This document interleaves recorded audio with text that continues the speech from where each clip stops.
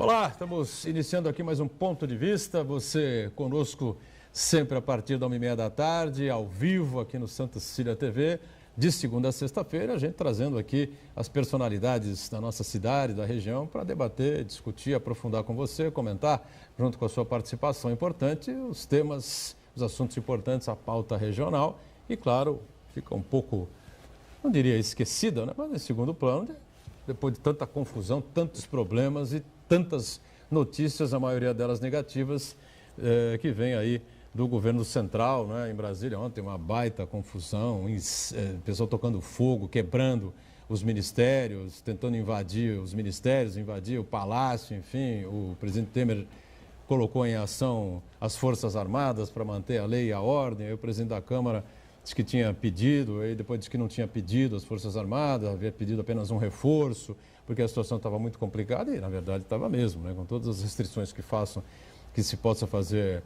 aos congressistas e à mesa diretora e ao presidente da Câmara, a coisa estava realmente pegando fogo, não se sabe o que podia acontecer. Embora tem muita gente que, por WhatsApp ou por Facebook, declarou que gostaria mais que visse o circo pegar fogo e aquilo se transformar num verdadeiro inferno, né? Mas a gente tem que preservar um pouco a segurança, não é, de quem está lá e tentar levar a coisa com o máximo de equilíbrio possível no momento desses, né? Bom, reprise de segunda a sexta, você confirma também com a gente, confere conosco, sempre a partir das 20 horas, 8 da noite. E aqui o Fernando Chagas, cientista político, participa com a gente mais esta edição. Diga, Chagas, tudo bem, né? Tudo bem. Saúde está boa, pelo menos. Dentro do possível. E já que você tocou nisso, posso furar a pauta, né? Diga. Seguindo o teu raciocínio mesmo, rapidamente, né? O Brasil vive um impasse. Como garantir os movimentos de rua sem comprometer a ordem pública e como garantir o Estado democrático de direito sem autoritarismo? Eu acho que isso é um debate bom para a gente dissecar e não sei se a gente vai chegar a uma conclusão, porque é realmente muito conflito junto de uma vez só. É verdade. Também com a gente aqui, o também cientista político, Rafael Moreira, que é um especialista em PMDB, mas agora vai ter que ser especialista em tudo que anda acontecendo por aí, né, Rafael? Tudo bem? Tudo bem? Boa tarde, Boturão. Boa tarde a todos da bancada. Boa tarde a todas e a todos que nos assistem. De fato, assim, a gente vive uma situação muito triste, de escalada, até do ponto de vista democrático, né? E acho que é justamente nesses momentos que cabe a nós, enquanto cientistas políticos, tentar apaziguar um pouco os ânimos e trazer um pouco de racionalidade no momento onde as pessoas se movem muito mais pelo estômago do que pela razão, né? Então, fico feliz de estar aqui mais uma vez para trazer um pouco a perspectiva da ciência política sobre tudo que tem acontecido. Perfeito. E o também cientista político, o nosso Alcindo Gonçalves, participa conosco, editorialista de A Tribuna, para tentar também ajudar a gente a entender um pouco mais esse momento, né? E sei lá para que caminhos vamos, né, Alcindo? As coisas realmente estão difíceis no Brasil, né? Boa tarde, Boturão, boa tarde a todos. É um prazer mais uma vez estar aqui, de fato. Vou repetir o que todos estão dizendo. Estamos vivendo um momento bastante difícil, complicado, em busca de soluções e saídas. Muito bem. Marcos Santana, lá na ponta, acompanhando as nossas transmissões, não é, pelas redes sociais, e a participação de você que está acompanhando a gente, está aí confuso também, né, com uma interrogação enorme na cabeça, o que é que vai dar tudo isso, né? Tudo bem, né, Santana? Tudo bem. Embora esbeltos, nossos participantes hoje aqui, um time de peso vai ajudar a gente a tentar entender o que acontece no Brasil e também a traçar alternativas, possibilidades de solução em busca de um consenso que retire o país desse estado impressionante, né? Boa tarde a você que nos acompanha ao vivo. Convido você a participar do programa, mandando sua crítica, pergunta, sugestão pelo Facebook. Ponto de Vista com Edgar Boturão ou e-mail contato@pondevista.tv.br. Para você que nos acompanha na reprise, uma boa noite. Muito bem. Então, rapidamente a avaliação aí, Alcindo, a chamada aí, a convocação das Forças Armadas pelo presidente da República, compreendeu exatamente o que aconteceu? Era isso mesmo? Porque muita gente da oposição já tentou levar para um outro caminho aí. O presidente está com 0% de aprovação, foi pego aí num ato criminoso, com provas, enfim, e agora quer se segurar com as Forças Armadas, que não tem nada a ver com a história, né? Eu acho que uma coisa não tem nada a ver com a outra. De fato, a situação foi grave, você começou o programa falando isso, é verdade. Eu acho que não me lembro de uma situação semelhante na história brasileira, em que uma manifestação descamba para invasão, tentativa de incendiar ministérios. Então, realmente, a questão foi grave, reflete um atual momento de instabilidade, turbulência e crise que o país está vivendo, que não justifica, obviamente, esse tipo de atitude de violência, não casa com democracia. Mas eu tenho a impressão que houve um pouco de exagero, de precipitação tanto é que hoje já o presidente... O decreto foi revogado. O decreto foi revogado e realmente quando as Forças Armadas foram chamadas, ontem a situação já estava sob certo controle. Eu acho que, respondendo a questão que o Chagas colocou, eu acho como compatibilizar movimentos, protestos que são legítimos em qualquer sistema democrático com a manutenção da ordem. Eu acho que isso passa fundamentalmente, primeiro, pela maturidade institucional e política do país. E, segundo, pelo preparo da polícia, que é o órgão que, em última análise, tem a função de garantir a segurança. O que dá a perceber que talvez a polícia de Brasília não estivesse nem preparada para enfrentar uma situação desse tipo, e nem desenvolver um mecanismo de inteligência, que eu acho que a polícia tem que fazer em situações como essa, para detectar essas possibilidades e agir antes que os movimentos cheguem ao ponto que chegaram. Quer dizer, então aí é um problema realmente de organização, de preparo, capacitação da polícia que, digamos, o Exército não é função do Exército garantir a segurança pública interna. Então... Até porque você reparou no perfil dos soldados, quando a televisão mostrava, assim, em close, alguns soldados ali. Meninos. E o risco é enorme, gente. Eles são mais despreparados. O que existe? Já se usou esse expediente no Rio de Janeiro, em várias oportunidades, lá nos morros e tal. É muito mais a ação intimidatória. Da farda. Da farda e da força do aparato bélico, do que propriamente a capacidade dissuasória do Exército. A polícia, sim. A polícia é preparada, ou pelo menos deveria ser preparada, treinada, capacitada para enfrentar situações desse tipo. Uma imagem que mostra o despreparo da polícia para esse tipo de ação, esse tipo de ocorrência, foi uma cena muito chocante. Um policial, ele sacou a arma e disparou para a multidão. Muita sorte. Aí não acertou ninguém, não teve nenhum ferido. Isso aí demonstra o completo despreparo para ele agir nesse tipo de situação. Em compensação, teve um policial que apanhou... Mais de uma, né? Eu lembro da cena de um policial apanhando de meia dúzia de manifestantes. Inclusive, serviu de argumento para chamar a primeira Força Nacional, mas parece que o contingente era diminuto, aí chamaram as Forças Armadas. Por favor. O governador de Brasília ficou meio pé da vida, né? A intervenção que eu vi dele. Eu sigo o raciocínio do Alcindo, né? Houve exageros dos dois lados. Primeiro, se quer derrubar um presidente, tem formas constitucionais de derrubar um presidente. Quer fazer manifestação de rua? Nós vimos, quando foram derrubar Dilma, teve manifestação de rua e nós não tivemos essas violências, essas agressões. Inclusive, eu acho que isso aí é contraproducente para os políticos que defendem esse tipo de atitude. Tiro pela culatra. Por outro lado, não precisaria também chamar o Exército, mas aí nos bastidores, conversando com o Marcos, até nós falamos, talvez eles tenham se sentido temerosos, medrosos de algo maior acontecer. Mas aí teria, se a polícia militar fosse preparada, não teria condições, não precisaria você trazer as Forças Armadas para esse tipo de situação. E só concluindo, Rafael... A Polícia Militar de Brasília, do Distrito Federal, né?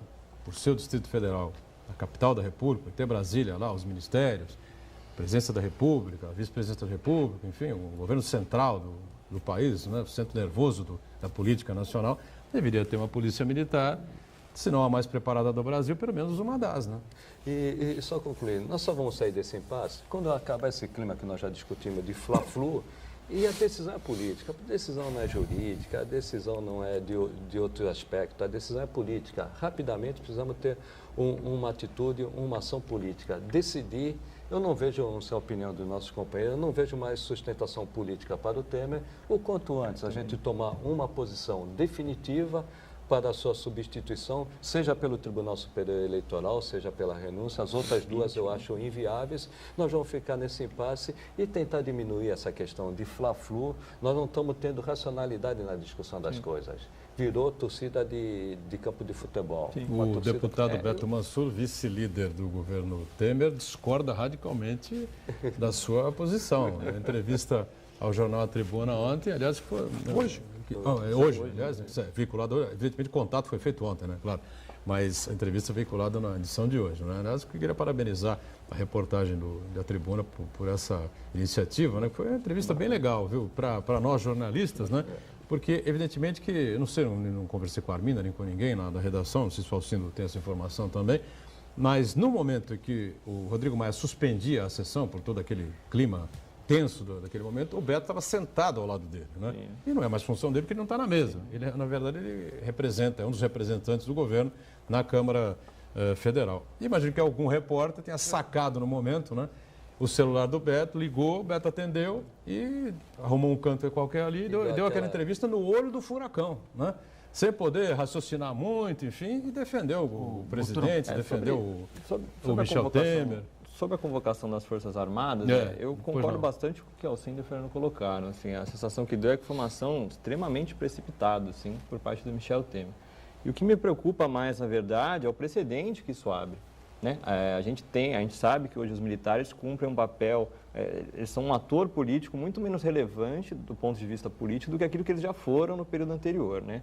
Se a gente pega de 1945 a 64, os militares eram um ator extremamente importante no jogo político, né? A gente lembra muito mais do golpe de 64 e tal, de 1º de abril de 64, mas a gente lembra que antes teve uma série de mini-golpes, golpes parlamentares e tal, que ressoavam muitas vezes o que acontecia dentro do meio militar, né?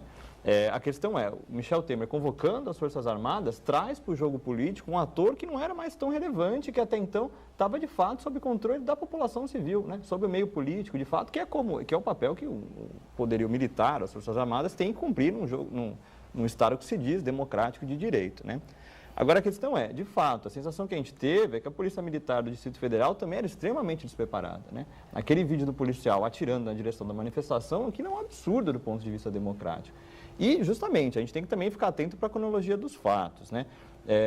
A invasão dos ministérios, a quebra de vidraças e tal, vem depois da notícia que a Polícia Militar estava usando armamento letal. E teve gente que está à beira da morte, inclusive, né? Tinha um vendedor ambulante que tomou um tiro na cabeça, que infelizmente está saindo até pouco nas notícias.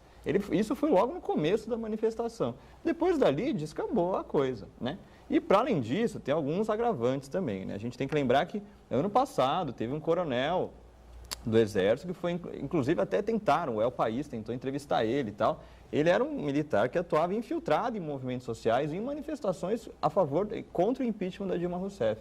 Ou seja, isso abre um precedente para que em manifestações como ontem também houvesse, possivelmente, gente infiltrada do Exército, para que se houvesse alguma justificativa justamente para fazer isso, né? Para trazer os militares para o jogo político, de volta para a cena e tal. Então, esse é o tipo de coisa que a gente tem que ficar atento, eu acho, né? A cronologia dos fatos, né? Como eu falei, assim, os militares não eram um ator relevante na política nos últimos anos e o precedente que isso abre é muito preocupante, né? Para um Estado que se diz democrático, né? Que julga... Embora eu não veja dessa forma, eu acho que não se pode fazer a vinculação de uma coisa com a outra. Quer dizer, eu acho que não há qualquer condição hoje dos militares atuarem politicamente. No passado, sim, claro, sim, sem dúvida nenhuma. Eu acho que não há essa perspectiva e eu acho que, embora eu acho que foi uma ação precipitada, eu acho que não tem nenhuma relação com uma possível intervenção militar ou coisa do tipo. Também, nesse sentido, assim, eu torço para que não também. Eu só queria dizer que era um ator... Eu vou além do que eu acho que não há condições objetivas para... Eu também não vejo. Não, também, assim... Houve exagero, houve exagero. É o exagero mais por deficiência da PM, propriamente dita, né? Além de não haver condições hoje, os militares hoje não têm o menor interesse. O trauma foi muito grande. A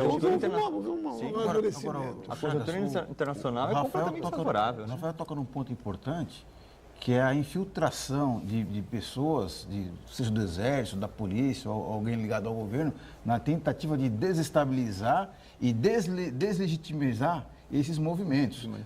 Tem na internet um vídeo muito claro, que não é uma manifestação em Brasília, mas no Rio de Janeiro, em que um policial militar ele foi flagrado mascarado, jogando bombas contra a polícia, e aí depois ele recua, ele tira a camisa, ele tira tudo, entra no meio dos policiais, e aí os policiais vão prendê-lo.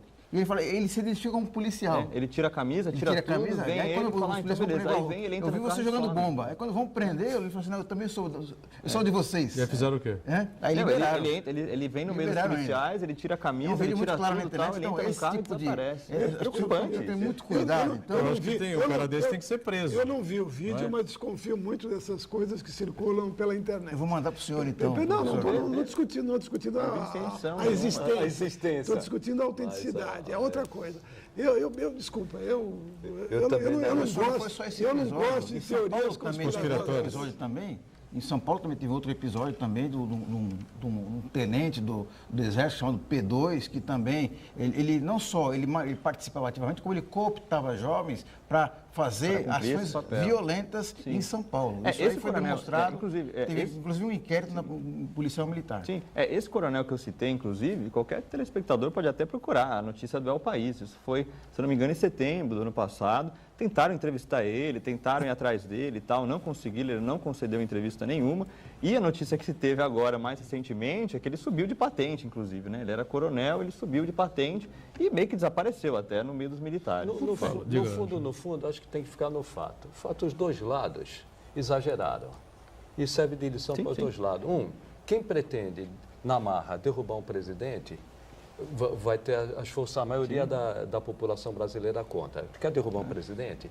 Vamos pela Constituição. E do outro lado, houve realmente um exagero, uma precipitação do presidente Temer. Eu até entendo que talvez ele tenha tentado mostrar força. E se foi isso, errou. Sim. Porque, logicamente, a oposição iria reagir ligando fatos que não têm nada a ver. Os dias de hoje com 1964. Justamente. E é o que me preocupa, justamente, né? O presidente da República ele tem que frear num processo de escalada, né? Se está tendo um processo de escalada de violência, não cabe a ele colocar o exército, né? Cabe a ele dialogar, né? Essa é a solução no meio que se diz democrático, né? O presidente não pode contribuir para essa escalada, ele tem que frear essa escalada de alguma forma, né? Uma curiosidade aqui, o Aldo até lembrou isso, acho que foi em off até que o Aldo colocou isso, eu não lembro ontem, o Santana, mas a participação do Ariel Palacios num programa esportivo. O Ariel Palacios é correspondente da Globo News em Buenos Aires, né?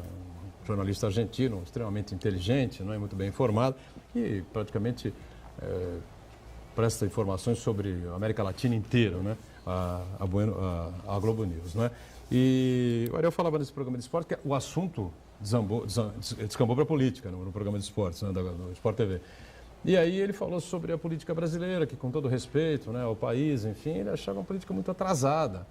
Porque, afinal de contas, bater panela é coisa de 60, 80 anos em Buenos Aires, entendeu? Todo mundo vai para a rua quando tem algum problema que desagrada a população. Ou acontece alguma coisa, algum escândalo com relação ao governo, ou alguma votação no Congresso que o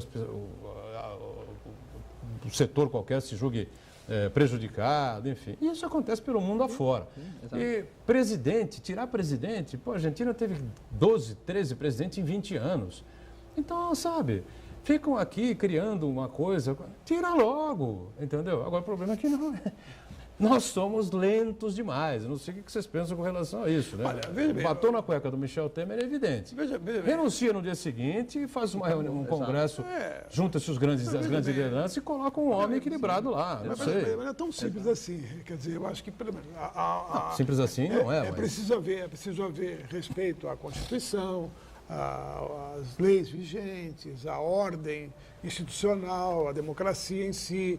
O presidencialismo, que é o sistema de governo que nós adotamos, é um sistema mais rígido do ponto de vista de duração dos mandatos, que não podem ser interrompidos, tá certo? Exceto em situações de impeachment, que, convenhamos, são situações extremamente complicadas e traumáticas, tá certo? Mas eu também sou de opinião que o momento atual é muito grave. Quer dizer, as denúncias que envolveram o presidente Michel Temer são muito fortes, por mais que se questione aqui o áudio, o contexto todo. O conjunto da obra, professor. O conjunto da obra, exatamente. E além disso, a repercussão de natureza política, eu concordo, a crise não vai se resolver por uma questão jurídica ou por uma filigrana jurídica, é uma questão de natureza política. Quer dizer, é inegável que o presidente Temer perdeu completamente a sua base de sustentação. Ele tinha uma base, ele não tinha praticamente popularidade, sua popularidade era baixíssima, mas ele tinha uma base de sustentação político-parlamentar, o Congresso. E é inegável que isso foi abalado. Quer dizer, e vai ser muito difícil reverter, porque os fatos aconteceram. Por mais que se tente tergiversar e justificar, não há como negá-los. Então, isso existe. O batom está na cueca. A renúncia, a gente vê no Japão, na Europa e tal, quando um governante se vê pilhado numa situação, às vezes em situações que são menos graves, mas que... Menos evidentes, vamos dizer assim. Menos né? graves na sua profundidade, mas que retiram completamente a base de apoio. O mandatário acaba se vendo na contingência de sair do poder. O Temer já anunciou e reiterou que não sai. Compreende-se isso, porque, de certa maneira, porque seria uma confissão de culpa. Eu acho que o cenário provável aponta para uma data, 6 de junho, que é o julgamento pelo Tribunal Superior Eleitoral. Você acha que ele vai cair? Da chapa. Todas as avaliações são que o humor mudou, que os ministros se inclinam hoje, não estavam inclinados a isso, agora estão a caçar, até porque o Poder Judiciário também sofre influência da conjuntura e das condições que existem no país. Ele é responsável, digamos, perante o país sobre essa situação. Eu acho que aí se cria, digamos, uma situação honrosa para o Temer. Ele sai afastado pelo TSE por um crime, não é esse crime, é o crime da chapa cometida e tal. Honrosa entre aspas, né? E aí se resolve o problema. Mas aí pega o foro e o Moro vai para cima dele. Bom, é outro problema. Você não escapa. Vamos fazer intervalo, a gente aproveitando o gancho da intervenção do Alcindo, né, jogando as fichas no TSE, a cassação do presidente Temer, saber se todo mundo concorda com isso. E, afinal de contas, tem que ter um caminho aí, né, para a gente seguir, né? Vamos para o intervalo, voltamos já já.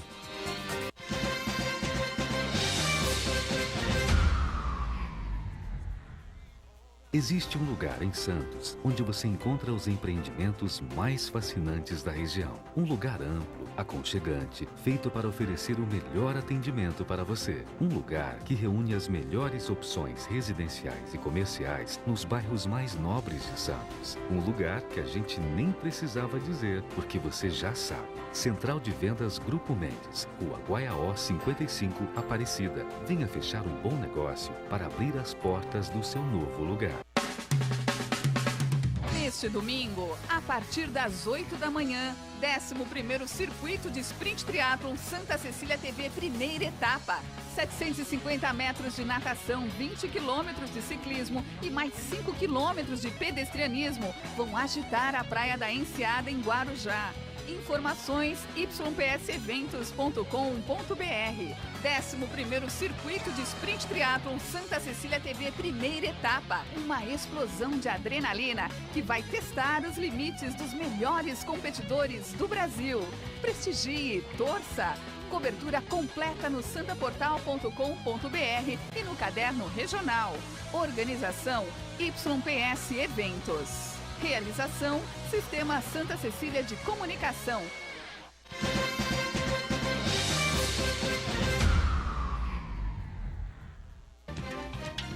Tudo bem, sequência aqui do nosso ponto de vista, Fernando Chagas conosco, Rafael Moreira, Alcindo Gonçalves e o Marco Santana, atento às participações dos telespectadores, aos nossos contatos aí pelas redes sociais, Facebook principalmente, né? Bom, o Alcindo se posicionou aqui achando que o TSE vai ser a válvula de escape aí para o presidente Temer, vai acabar sendo a chapa Dilma Temer cassada e ele, num gesto humanitário sem precedentes na história deste país, tá certo? Vai aceitar a cassação sem recorrer ao STF, né?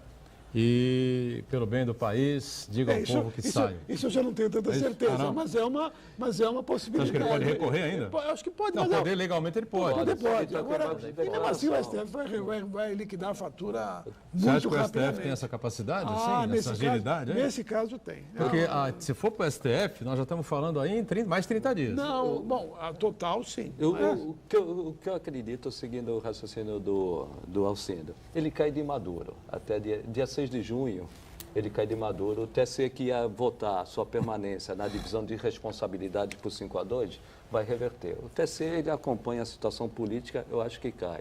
Seguindo novamente o raciocínio do Alcindo, eu acho que ele não recorre. Se recorreu, embargo de declaração, eles indeferem rapidamente o embargo de declaração, vai para o STF, marca em uma semana, 10 dias, eles marcam no plenário e derrubam o Temer. O que eu acho mais complicado... Que seria muito pior para ele, né? É muito pior. Eu acho que ele não recorre. Ele cai e não recorre, e a culpa foi da Dilma, que teve abuso de poder econômico na eleição. Isso, né? O que eu vejo mais difícil é arrumar um substituto, e eles já estão conversando nos bastidores políticos. Uma pessoa... Mas a Mônica Bergamo, em cima disso que você está falando, ela publica hoje na coluna dela que o PT, Partido dos Trabalhadores, já fechou com os tucanos e com o PMDB a possibilidade de se colocar na substituição do presidente Temer alguém de centro, uma pessoa equilibrada, um Nelson Jobim, assim, vamos dizer. Não sei se vai ser ele, se vai ser outro, enfim, mas uma figura dessas, assim, que tem trânsito em todos os âmbitos, embora o PT ainda vá manter esse discurso das diretas e tal, mas é conversa mole para boi dormir, né? E aí, eu queria fazer um breve comentário com relação ao tempo aí de duração do Temer ainda no poder. Eu acho que o Poder Judiciário brasileiro, ele estabeleceu uma medida de tempo própria aí, que não obedece às leis da física, do tempo, do espaço. Então, quer dizer, esses 30 dias aí podem muito bem se tornarem dias apenas, menos de uma semana, de acordo com a temperatura política e a conveniência que os novos ministros perceberem para o país. Eu não tenho dúvida que dia 6 o TSE derruba constitucionalmente o Temer. O meu problema é outro, arrumar uma pessoa que conheça o funcionamento da máquina. Eu fiz até uma listinha Eu estou vendo aqui. que tenha boa relação com o Congresso e não esteja na Lava Jato. Isso aí. Parece uma anúncio de emprego, isso aí, 3 quesitos muito difíceis no momento atual. Eu só inverteria aqui a ordem. Aqui. Primeiro lugar, não esteja na Lava Jato. Porque senão a gente corre o risco daqui a um mês e meio estar aqui de novo. Olha, ele foi indicado, mas agora? Se fosse alguém... Esse é o nome. Eu não discuto mais a queda do Temer. Ele não caiu de direito, mas já caiu de fato. Ele não tem mais sustentação política. Ele era um presidente impopular, agora não tem apoio do Congresso. Difícil é escolher o nome. Tem alguns nomes. Chegar para o cara e falar assim, você nunca sentou com o Odebrecht? Você nunca teve nenhuma reunião secreta com os irmãos Batista? Mas vão ser 5, 6 deputados que não vão estar nesse quesito. Não, acho que muitos, porque a maioria não tem essa condição. De sentar não, mas Mas Cleber também não é candidato. Exato. Não é candidato. Não tem sentar essa não, força. mas receber dinheiro... Tem alguns nomes, rapidamente, Rafael. Tem o Fernando Henrique, eu não acredito. Não, 35 fora anos, do- não vai fora pegar do ele. jogo, completamente. Fora do jogo. Eu não acho que tão fora do jogo, mas enfim. Eu já não aposto tanto no Fernando Henrique. Nelson Jobim é uma aposta que eu faço. Henrique Meirelles não vai deixar a economia. Não pode, tem que continuar ministro, né? Não, mas E isso- ninguém do Judiciário.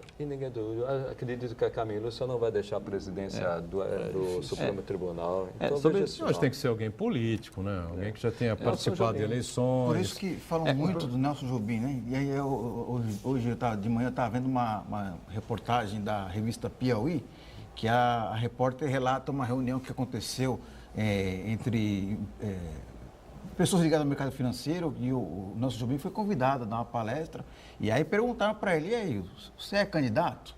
Aí ele falou, não vou porque minha mulher não deixa, que o patrão não deixa, assim por diante, né? E aí, quando ele falou isso daí, mulher não deixa. me lembrou um trecho do livro Hélio Gaspari, quando ele fala sobre a sucessão durante a ditadura militar, em que acabou se escolhendo o Ernesto Geisel. E o Ernesto Geisel teve uma reunião com os oficiais de alta patente, que realmente decidiam quem seria a sucessão, e ele falou o seguinte, eu não sou candidato, mas se me chamarem eu vou. Então, acho que esse é o caso do Nelson Jobim, Não, e mais ou menos também por se aí, né? estende Acho que- ao Fernando Henrique Cardoso. Fala assim, eu não quero, faz aquele De qualquer charminho, forma, é mas melhor, na hora H acaba de qualquer aceitando. forma, é melhor essa pessoa, esse cidadão ou essa cidadã ter mais de 70 anos. né? sim. Sobre esses nomes, assim, eu sempre levo em conta aquela velha frase, assim, a gente tem que combinar isso com os russos, né? Porque não adianta a gente citar uma série de nomes que a gente acha que sejam importantes e que poderiam conduzir o processo a partir de agora, mas esses nomes não aceitarem isso, né? A gente tem que ver se esses nomes que a gente tem citado e que a imprensa tem levantado constantemente gostariam de estar nesse cargo nesse momento de furacão político, né? Sobre as possibilidades de saída para o Michel Temer, eu concordo com o que o Alcindo e o Fernando colocaram. Assim, acho que o TSE vai ser o caminho que isso vai acontecer, eu acho, a partir do mês que vem. Até porque é o que a gente tinha comentado até anteriormente, assim, né? A gente costuma falar, Brasília não ouve as ruas, tal. Brasília ouve as ruas quando lhe convém, né? Apesar do momento atual, do Temer ter uma popularidade baixíssima, a gente não vê ressonância nisso na classe política, né? E o impeachment tem que ser levado adiante, se a gente for manter as vias institucionais, democráticas, o impeachment tem que ser levado adiante justamente por esse Congresso que até hoje, uma parcela dele, tenta sustentá-lo, né? A sua sustentação completa só vai ser rompida a partir do momento que os dois principais partidos que ainda o sustentam, que são PSDB e DEM, saiam da base aliada. Enquanto esses dois partidos permanecerem, ele vai continuar minimamente tentando governar. Enquanto esses dois partidos não romperem com ele, nem vai ser levado adiante um processo de impeachment e ele também não vai se ver numa situação de renúncia. Ele Aliás, vai esperar o em cima disso, o Tasso Gereissati já anunciou que vai percorrer outro o Brasil, os nome. governadores. Citou-se ele, mas é outro nome. O Brasil é um país lindo. Um gigante verde, amarelo, azul e branco. Com o maior potencial de geração de riquezas do mundo. O Brasil é um continente com uma diversidade de cores, valores, sotaques, culturas, tradições, ritmos, que é única. Um país cujo povo é formado por povos de todos os lugares do mundo, que se unem num mesmo idioma e com harmonia. Um país no qual seu povo trabalhador deveria ser rico e viver muito melhor. Um país verdadeiramente cheio de esperança, onde falta apenas a oportunidade para a sua gente. Povo, que é a sua maior riqueza. Você deve se perguntar por que o Brasil não dá certo. Quando tudo parece que vai bem, vem uma crise e andamos para trás. O que está acontecendo? A primeira crítica, e a mais frequente, é que nosso país é pouco competitivo. E isso se deve a uma carga de impostos muito alta e mal distribuída. Por isso, a população que paga impostos não recebe os serviços que deveria receber. Nossos municípios, que é o lugar onde você mora, são muito pobres. O imperador Pedro I proclamou nossa independência há 2 séculos.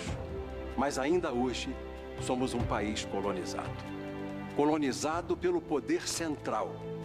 Para corrigir este problema, precisamos de uma reforma tributária que destine mais recursos para os nossos municípios, para o lugar onde moramos. Mas isso só será possível com a convocação de uma Assembleia Nacional Constituinte. É muito fácil algumas pessoas que têm grandes ideias defendê-las sem se importar com quem vai pagar a conta. E não se engane, é sempre você. Algumas pessoas acreditam que o governo tem que pagar tudo. Saúde, educação, segurança, transporte, habitação. Ou seja, tudo é de graça no Brasil. Só que não. Nada é de graça. Você paga adiantado por essas coisas em impostos, só que não leva. Essa é a verdade. O dinheiro se perde nos ralos que existem no meio do caminho. É por isso que o PTB acredita ser melhor e mais honesto baixar os impostos e deixar o dinheiro com você. Para nós, justiça social é dinheiro no bolso de quem trabalha.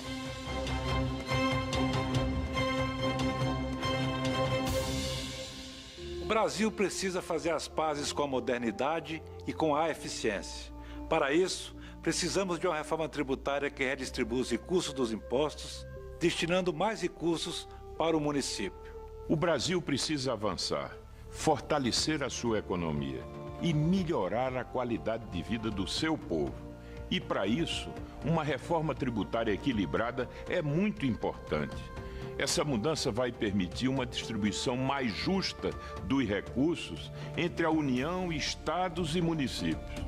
Por outro lado, vai simplificar o pagamento de impostos para o cidadão e para as empresas, facilitando a criação de novos negócios, gerando mais empregos e ajudando o Brasil a retomar o crescimento. E o mais importante, deixando mais dinheiro no seu bolso.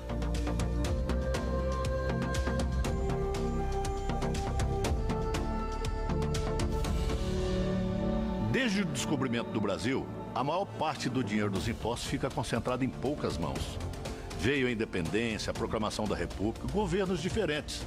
E essa concentração de recursos só aumentou. Tiradentes, o grande herói nacional, foi enforcado por questionar o imposto que Portugal nos cobrava, que é menos da metade do que você paga hoje.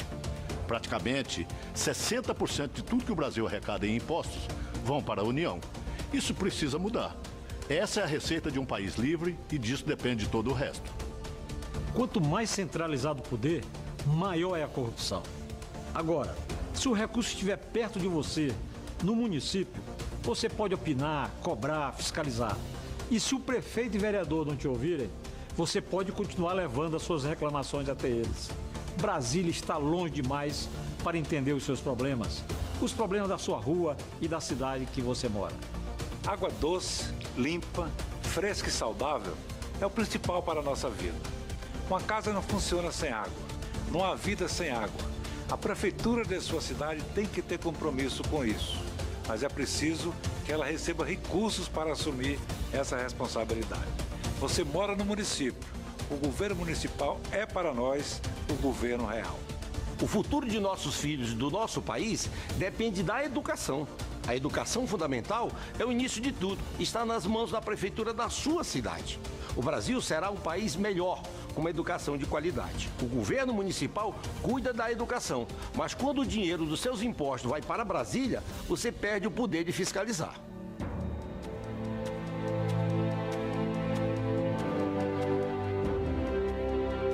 Há momento em nossas vidas que precisamos de assistência à saúde. Precisamos de atenção, eficiência e carinho. Nessa hora, é a prefeitura que está mais próximo de nós. Por isso, a prefeitura necessita de recursos para oferecer saúde de qualidade. Precisamos fortalecer os municípios para melhorar a sua vida.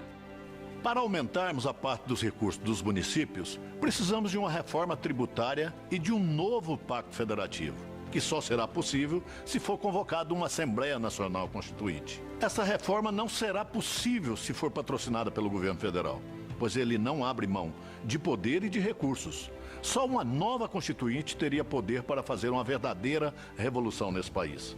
A sua revolução. O PTB defende a convocação de uma nova Assembleia Nacional Constituinte, porque a nossa Constituição já nasceu defasada. A Constituição de 88 erra ao punir quem tenta produzir. Não importa se pequeno ou grande.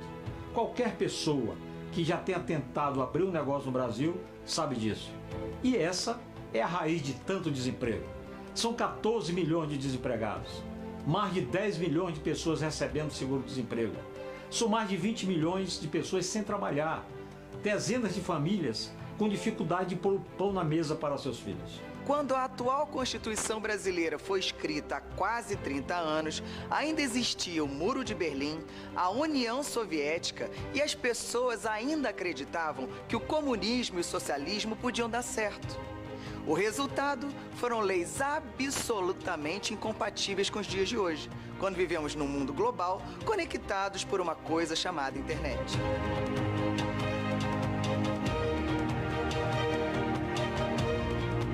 Hoje, no mundo globalizado, em que existem Facebook, WhatsApp, é muito mais fácil colher a opinião das pessoas que estão mais bem informadas e preparadas para eleger uma Assembleia Constituinte, para escrever uma nova Constituição capaz de fazer o nosso país superar esses graves problemas e finalmente encontrar o caminho do desenvolvimento.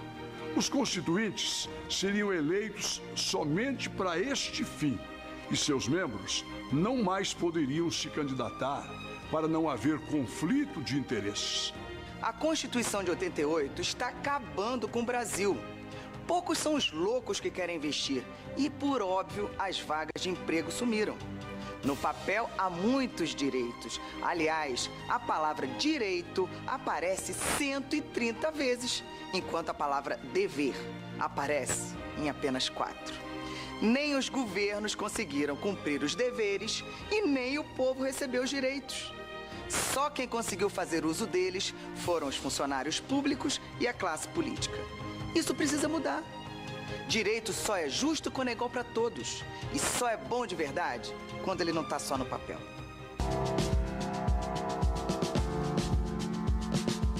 Nossa Constituição terá que mudar o rumo do governo.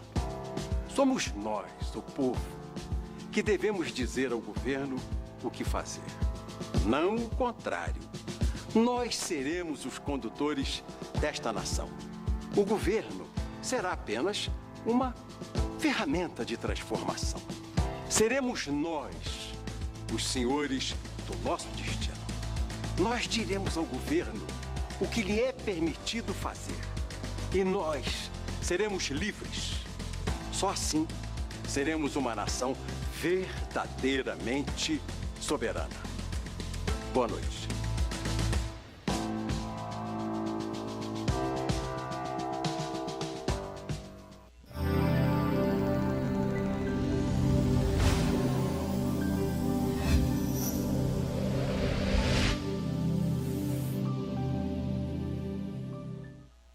As principais lideranças do PSDB vai começar por São Paulo, com Alckmin e Dória, para saber, saímos do governo ou ficamos no governo? Pois é, mas é um pouco de jogo de cena, mas total. A questão hoje é muito mais... uma enrolação até o TSE, talvez. Sim, exato. Não, mas eu acho que política se faz assim também, conversando, ouvindo e tal. Mas hoje é um mecanismo importante é perceber os mecanismos de veto. Vamos combinar também que ele não precisa ir a lugar nenhum. Ele pode chamar uma reunião em Brasília, vai todo mundo lá conversar com ele. Porque acontece o seguinte, nós temos hoje um momento que vai exigir uma transição para 2018, eu tendo a apostar nisso, quer dizer, pelo menos a tentativa é essa, a ponte para 2018, porque esse mandato é um mandato tampão que vai manter a ordem, a estabilidade, a pacificar, pelo menos no momento, o Brasil, vai, de certa forma, manter a equipe econômica, a política econômica, isso acho que não há dúvida, quem quer que seja. As reformas continuarão. Isso que eu queria tocar. Eu acho que continuarão, talvez num ritmo um pouco menor, isso eu acho. Quer dizer, não vai, esse afã, essa velocidade vai ser reduzida, vai ser a reforma meio termo, que vai talvez caminhar, mas ela acalma, de certa maneira, o mercado, dá uma certa estabilidade, sem aguçar, digamos assim, as crises. Eu acho que até talvez se consiga aprovar reforma trabalhista e reforma previdenciária, talvez com algumas... Mas você acha que agora ou após a saída do... Após, claro que após. Porque o Tasso Gereissati peitou o relatório da reforma eu trabalhista. acho que agora, primeiro, por um lado, o governo está interessado em para dizer que está o país está andando. O governo funciona. E por outro lado, virou um embate, o que o Chagas chama de Fla-Flu, virou um embate aí entre governo e oposição, que a posição muito radical que a oposição tomou, os senadores lá virando líder estudantil que sobe na mesa para impedir a votação e tal, etc. Quer dizer, isso provoca uma reação também do governo, das forças, digamos, pró-reforma, nem vamos chamar de governo, vamos chamar de pró-reforma, que tendem a reagir e dizer, não, pera lá, nós não vamos aceitar essa chantagem que estão querendo fazer conosco, vamos levar, mas vai estar levando em banho-maria, quer dizer, em ritmo mais lento. É evidente que essa reforma trabalhista estaria num estágio bem mais avançado no Senado se não tivesse acontecido o que aconteceu. Não tínhamos o costume, né, Alcindo Chagas, somos os mais veteranos, Santana mais ou menos, né, e o Rafael, eu nem um pouco. Eu não sou veterano. Juvenil da mesa aqui, né? Mas antigamente a gente dizia muito, olha, o pau quebrou lá no parlamento inglês, hein? Um lorde lá, aquela sobriedade toda, deu um soco no outro, virou a mesa, e via mesmo na televisão para transmitir. Na Alemanha, quebrou o pau no parlamento, em Atenas, na Ásia, tal, quase se mataram e tal, não sei o quê, então a briga. E aqui não acontecia nada nas câmaras. Nas câmaras municipais até tinha alguma coisa assim, né? Não que a gente queira aqui. Não A regra em Brasília era discursar para cadeiras vazias, né? E agora. O que não quer dizer que estamos evoluindo ou evoluindo, então? Eu acho que eu acho que não é evolução, pugilato. Porque, veja bem, é interessante que eu estava observando isso em relação à confusão do Senado de anteontem. Quer dizer, não se discutia a reforma trabalhista. É isso que... Se discutia fora Temer. Quer dizer, é isso que a OAB... O assunto sumiu, desapareceu. A OAB se colocou contra as reformas por parte do presidente Temer, por conta exatamente disso que você acabou de falar. Tem 80 anos a CLT e eles querem, em 2 reuniões ou 3, mudar a CLT. Que tem que mudar, eu sou absolutamente favorável. Tem que se mexer nisso de alguma maneira, flexibilizar essa coisa para que o pequeno e médio empresário tenha condição de... Talvez a crise sirva para ajustar um pouco a sincronia, o ritmo entre o mercado de um lado, os interesses econômicos e de outro, os interesses da classe política, o interesse de Brasília. A Brasília, o parlamento, a política, tem que reflete o povo, vamos dizer assim. Ajustar um pouco essa sincronia de ritmo, talvez seja um saldo positivo dessa crise toda. E esse timing, essa aceleração, também era o curto mandato do Michel Temer, né? Eu também vou por aí. Que só tinha isso. Pode não mandar tão curto, você fazer uma coisa tão Agora, profunda, o Alcino tocou num ponto, né? Aquela briga toda e não se falou da reforma. E quem liderava toda aquela briga na tribuna era o Renan Calheiros, líder do PMDB. Não foi mais o pessoal do Lindenberg Faria. A briga. Mas o discurso. Depois, né? O discurso, não a briga. A briga, o Renan é experiente o suficiente para não entrar nessa, né? Sobre esse tipo de embate, assim, esse tipo de disputa que a gente tem visto cada vez mais no Poder Legislativo, eu tenho que pensar um pouco na perspectiva mais histórica e mais abstrata, assim. A gente percebe que o Poder Legislativo está voltando a ser um foco de atenções, né? Não só da imprensa, mas da política, da população e tal, que é uma coisa que até alguns anos atrás a gente não via, né? Sempre se colocou peso demais até no Poder Executivo no Brasil. Atropelava o Legislativo. Sim, o Poder Executivo colocava a sua agenda e se você tinha uma base de sustentação parlamentar, você conseguia tocar a sua agenda. Mais de uns anos para cá, a gente percebe que o Poder Legislativo tem adquirido mais centralidade, né, no sistema. O Poder Legislativo tem sido um foco de disputa importante e eu torço para que em algum momento isso se reflita também, né, na perspectiva eleitoral da população, né, que a população comece a perceber que o Poder Legislativo cumpre um papel muito importante no sistema político brasileiro. Né? A agenda tem que passar por ali, a agenda do Executivo passa por ali. E alguns cargos acabam adquirindo uma centralidade cada vez maior, né? A posição de presidente da mesa diretora da Câmara dos Deputados ou do Senado. Essa pessoa que pauta a agenda no Legislativo, né? Você pode ali tirar uma carta da manga que estava arquivada há 10, 20 anos atrás e colocar ela em votação a partir do momento que você vê que a correlação de força te beneficia. Eu torço para que a população perceba esse tipo de questão, né? Que a população perceba que o Poder Legislativo é importante no sistema político brasileiro, não só deputados, mas também senadores, e que comece a ter mais atenção na hora de votar, né? Falar, olha, o meu voto aqui para deputado federal, nossa, também isso tem muito peso no sistema político brasileiro. Se diz, Rafael, muito que nós estamos passando de um presidencialismo de coalizão, que é esse hiperpresidencialismo que monta a sua coalizão parlamentar, para um protagonismo parlamentar. Eu acho que o momento atual é esse mesmo. Sim, quer dizer, vai ser o Congresso, até pela disposição constitucional, é o Congresso que vai eleger, são lá os 594 deputados e senadores que, em última análise, vão tomar a decisão se vai ser João, Pedro ou Maria, o presidente tampão até 2018. Isso dá ao Congresso. Muita gente questiona, né? Infelizmente, esse Congresso é um Congresso muito ruim do ponto de vista de qualidade. O pessoal fala muito que esse Congresso é um Congresso mais conservador, de direita. Eu nem vou por aí, é um Congresso de baixa qualidade, é um Congresso comprometido com os interesses fisiológicos, com bancadas, com interesses corporativos. Não representa a população brasileira. Não representa, baixíssima qualidade. Aliás, essa Lava Jato, Odebrecht, JBS e tal, a gente percebe que não pega muito o baixo clero, até porque o baixo clero, exatamente, o baixo clero é tão inexpressivo que os caras não perderam nem tempo de ficar... Não tem emoção, é muito legal.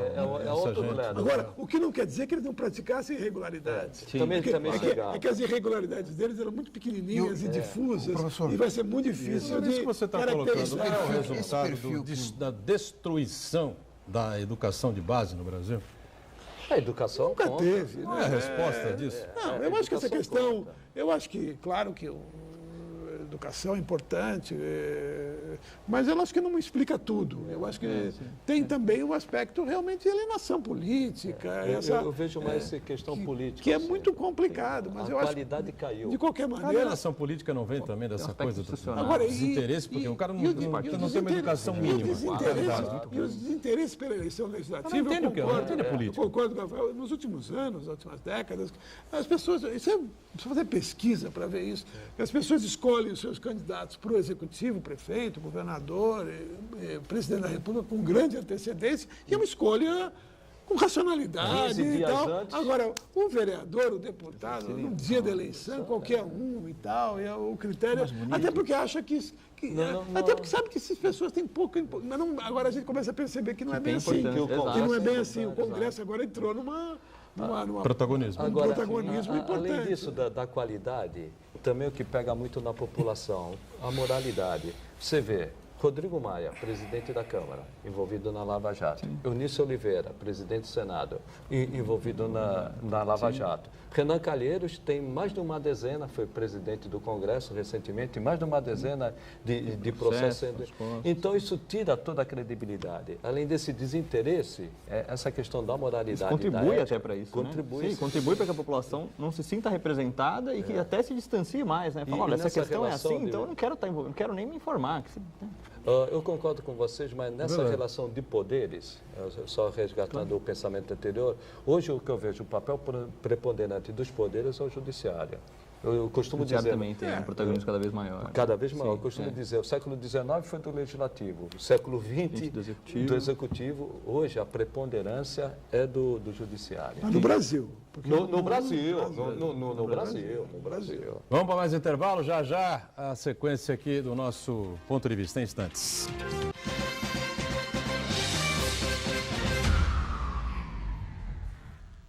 Existe um lugar em Santos onde você encontra os empreendimentos mais fascinantes da região. Um lugar amplo, aconchegante, feito para oferecer o melhor atendimento para você. Um lugar que reúne as melhores opções residenciais e comerciais nos bairros mais nobres de Santos. Um lugar que a gente nem precisava dizer, porque você já sabe. Central de Vendas Grupo Mendes, Rua Guaiaó 55, Aparecida. Venha fechar um bom negócio para abrir as portas do seu novo lugar.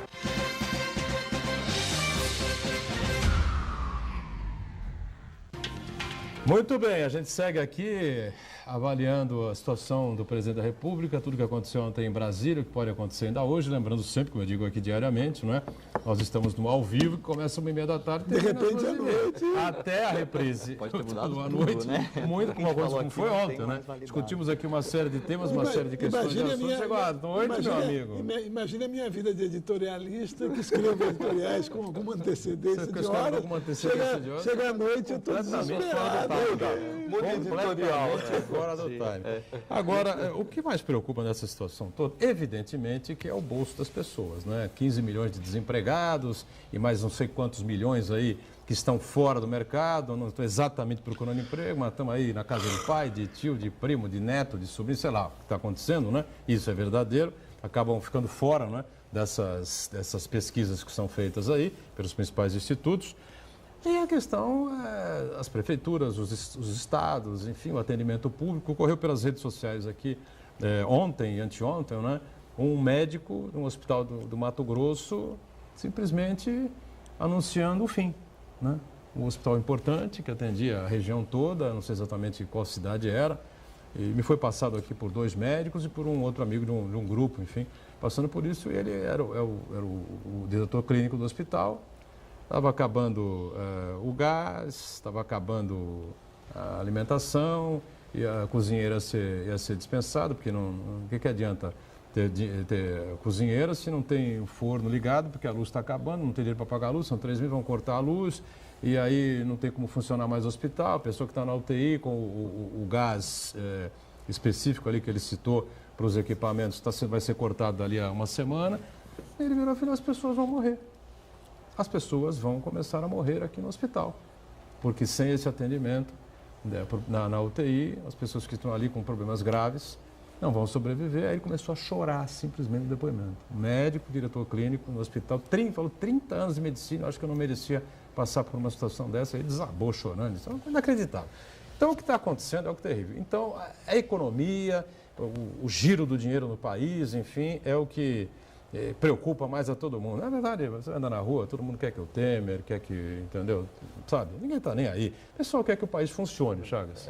Tirando essas oscilações do câmbio e da Bolsa, momentâneas, as oscilações circunstanciais de acordo com o que acontece, o dinamismo da economia fica prejudicado enquanto nós não tivermos uma decisão. Por isso essa minha pressa.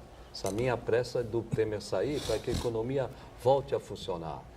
Quanto mais demorar, mais a economia vai demorar para se recuperar. Nós estamos num momento muito difícil, você falou nos números, né? 14, 15 milhões de desempregados. E o investimento, ele só virá quando nós tivermos segurança jurídica e certeza econômica. Isso nós só vamos conseguir na hora que o país se estabilizar politicamente. Por isso, essa minha intenção, pelo menos intenção, vamos resolver logo essa situação. Ou renuncia ou cai no TSE e o Brasil voltar a funcionar normalmente, até para as reformas elas voltarem a andar, talvez não no mesmo ritmo, como o Alcindo falou, mas voltarem para dar uma garantia que o país está funcionando. E não o Temer ficar lá dizendo que o país está funcionando quando ele está parado. É doutor Roberto Yoshida, viu, Rafael? É o nome do médico, ele é diretor do hospital, agora não consigo visualizar aqui, diretor do hospital, é uma sigla, lá numa cidade do Mato Grosso. Ele é descendente, né, de japoneses ou de coreanos, eu não sei exatamente, e ele faz essa declaração dramática em relação ao hospital em Mato Grosso. Esse tipo de relato, assim, como você fez desse médico, eu acho ele super importante para a gente colocar, de alguma forma, rostos nos dados, né? Porque muitas vezes a gente se atém muito aos dados, olha, 14 milhões de desempregados, não sei quantas pessoas que morrem na fila do SUS e tal. A gente se esquece que esses dados são pessoas, né? É uma pessoa que está morrendo ali na fila do SUS, é uma pessoa que está desempregada e que não consegue colocar comida dentro de casa para que as pessoas façam 3 refeições e tal. E esse é o tipo de coisa, a impressão que a gente tem muitas vezes é que a classe política não tem essa noção, assim, né? Fica uma coisa só em cima de dados, né? De maneira abstrata e tal. São 14 milhões de empregados, tudo bem, daqui a pouco a economia volta para os trilhos, tal. Mas até a economia voltar para os trilhos, alguma pessoa ou vai morrer, ou vai passar fome e tal. É importante que a gente coloque rostos nesse tipo de dado, né? A gente fala muito do macro, essa coisa toda. O macro não tem cara, sim, né? Não tem rosto, não tem sentimento. Exato, né? Sim. E eu concordo com o Fernando que ele coloca que a solução tem que se dar de maneira mais rápida, né? O meu medo é que mesmo com eleições indiretas, via parlamento, o presidente que venha tomar posse não tem uma legitimidade popular, não tem uma base de sustentação popular. Porque quem vai estar elegendo essa pessoa justamente é esse congresso que a gente está falando aqui. É um dos piores congressos que a gente tem em muito tempo. Mas né? É questão imediata, né? É uma Sim, necessidade, claro. uma emergência. Sim, exato. Mas aí imagina... se você for fazer uma eleição direta, tem 90 dias para fazer uma eleição direta, o país não resiste.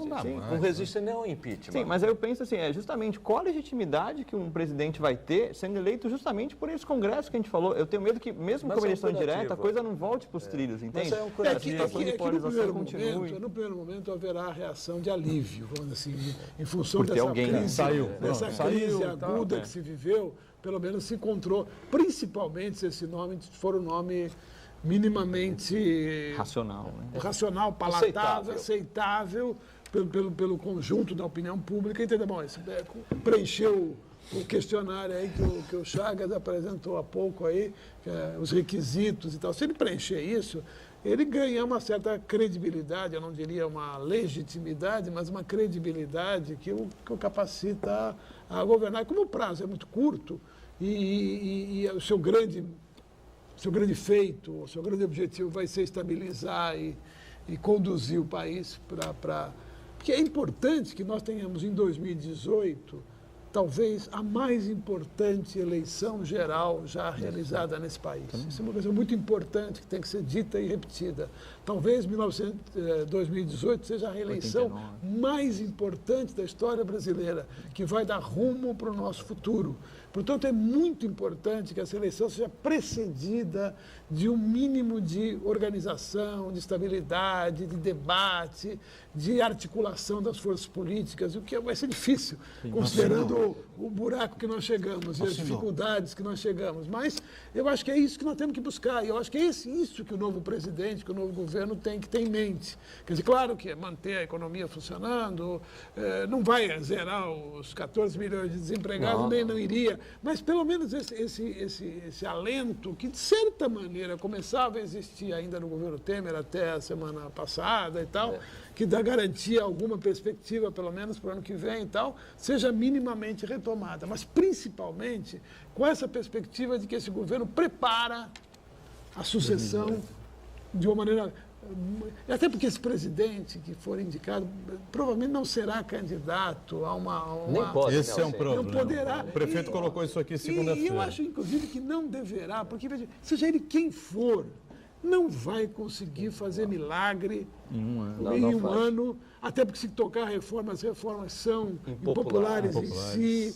Então, vai ser... Outras manifestações a gente vai ter. Então, não adianta ter ilusões que quem quer que seja não vai conseguir...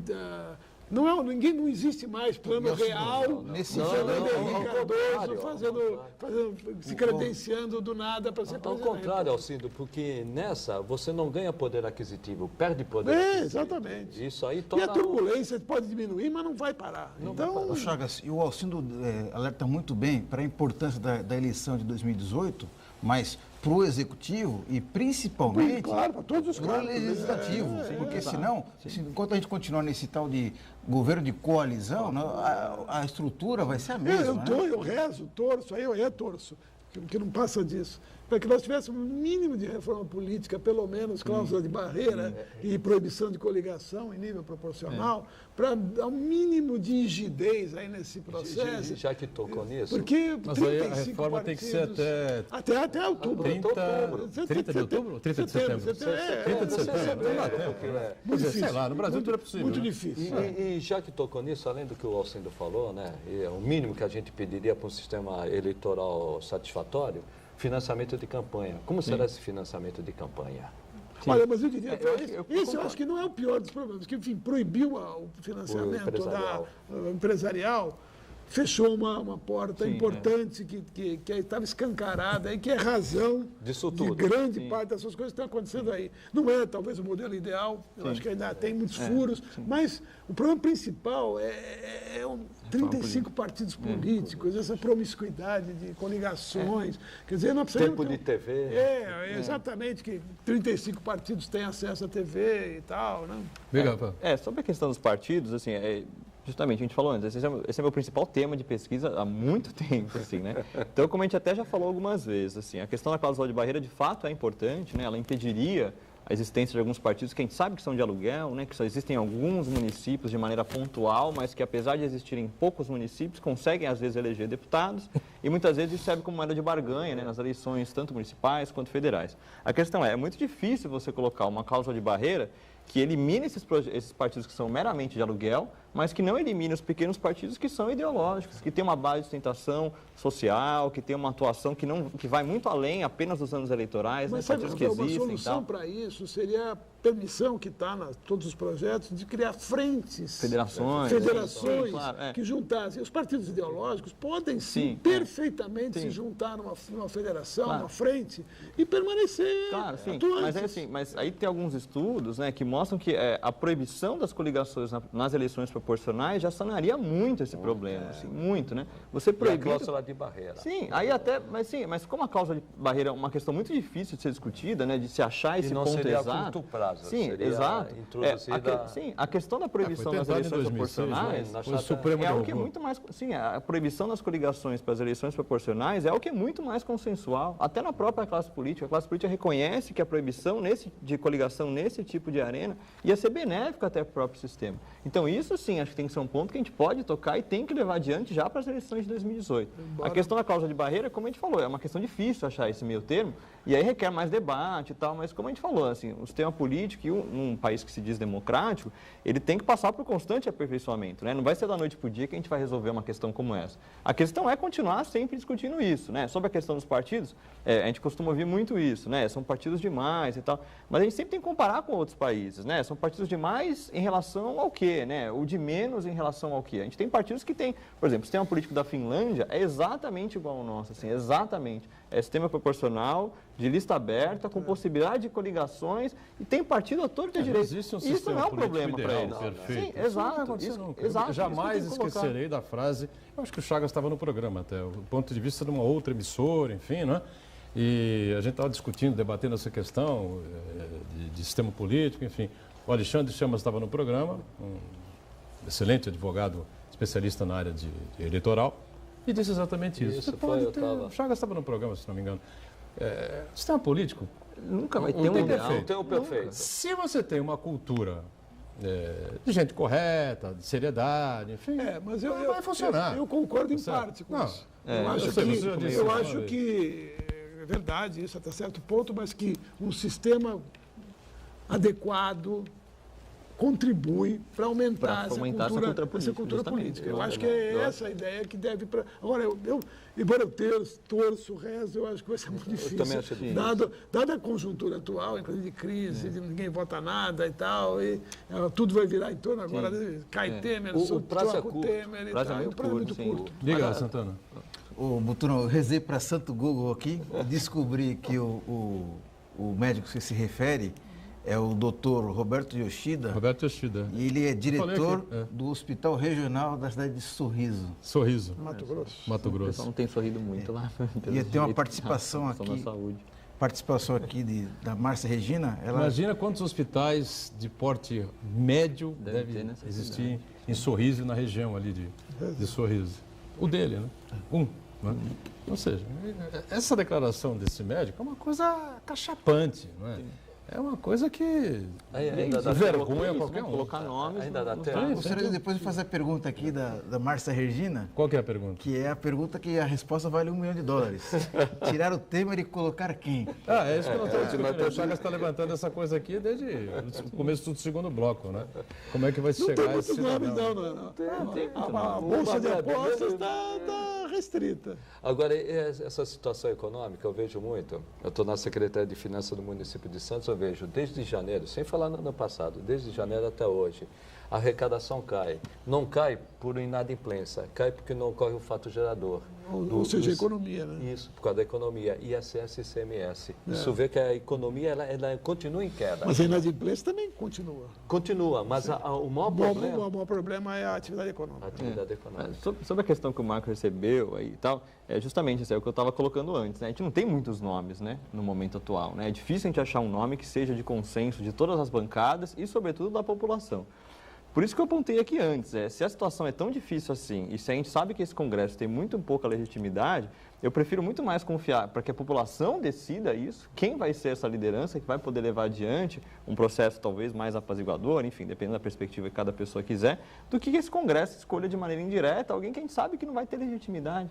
Então, como o nome não é de consenso, num sistema que se diz democrático, eu prefiro apostar na população. Na verdade, eu diria a você o seguinte, quem vai definir esse nome serão alguns poucos grandes líderes. Sim, vai ser a cúpula. Lula. Sim, exato.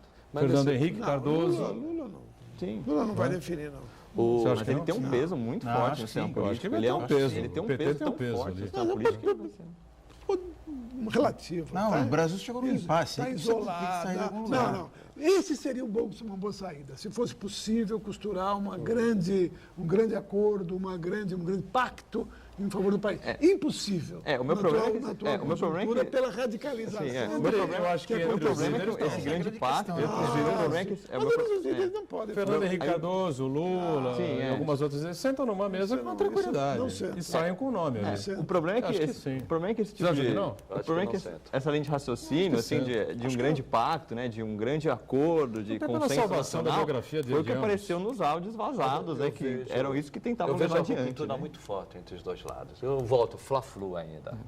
Isso criou-se esse clima. Criou-se o Fla-Flu, mas o Fla-Flu, os presidentes... A Espanha viveu na sua história da redemocratização o famoso Pacto de Moncloa, que participaram os conservadores e os comunistas. Então, isso não é possível. Agora, na condição atual do Brasil, eu acho impossível pela radicalização, polarização que se criou. As cicatrizes ainda As cicatrizes são muito fortes. Vamos encerrando aqui o ponto de vista. Fazer mais alguns programas. Ficar falando aqui mais uns 48 minutos, 3 horas de programa, enfim, né? Vamos aguardar para ver o que vai acontecer, mas não pode demorar, entendeu? Essa decisão tem que ser para ontem, né? Já está demorando demais. Obrigado, Chagas, obrigado, Rafael Alcindo e o Marcos Santana, sempre atento aí às redes sociais. Estamos juntos de segunda a sexta, sempre 1h30 da tarde ao vivo, com a reprise às 8 da noite. Valeu, gente. Obrigado.